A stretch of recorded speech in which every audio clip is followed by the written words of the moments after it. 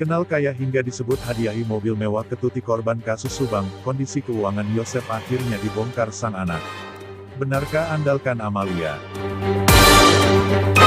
Namun sebelum kita bahas, mohon subscribe channel ini, agar kamu gak ketinggalan berita-berita terbaru dari kami. Kalau sudah, mari kita lanjut.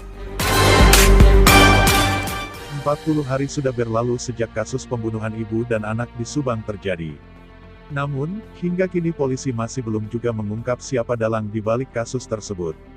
Yoris, anak Tuti Suhartini sekaligus kakak Amalia Mustika Ratu yang jadi korban pembunuhan di Subang, Jawa Barat kembali mengungkap permasalahan ayahnya dengan korban. Dia mengatakan, jika keuangan Yosef yang berasal dari yayasan, yang didirikan Yosef belakangan diputus oleh Tuti karena ada permasalahan di yayasan tersebut.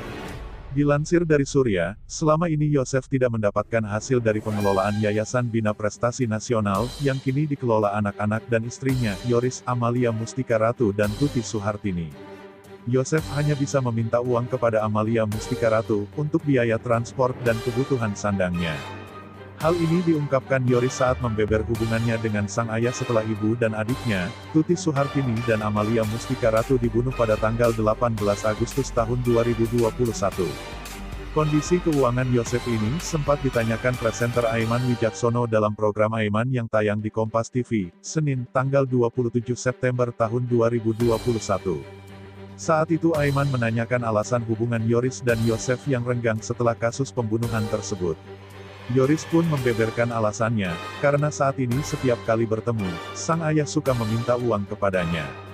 Aiman lalu menanyakan alasan Yosef meminta uang sementara dia dikenal sebagai orang kaya yang memiliki yayasan, hobinya main golf dan pernah membelikan sang istri mobil Alphard.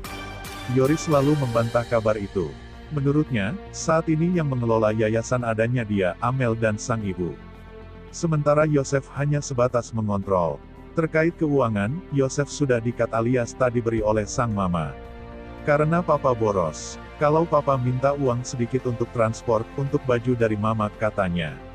Diakui Yoris, di yayasan itu setiap bulannya dia mendapatkan gaji 12 juta rupiah. Sementara Amel dan ibunya masing-masing mendapat 10 juta rupiah. Sementara sang ayah tak mendapat sepeser pun. Hal itu dilakukan karena ketika ayahnya mengelola yayasan itu bersama istri muda, keuangannya tidak beres. Lalu, bagaimana sang ayah memenuhi kebutuhannya?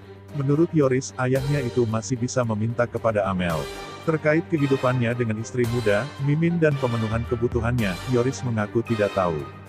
Namun dipastikan tidak mendapatkan bagian dari yayasan. Gimana tanggapan kalian? Terima kasih telah menyimak, nantikan berita-berita kami selanjutnya.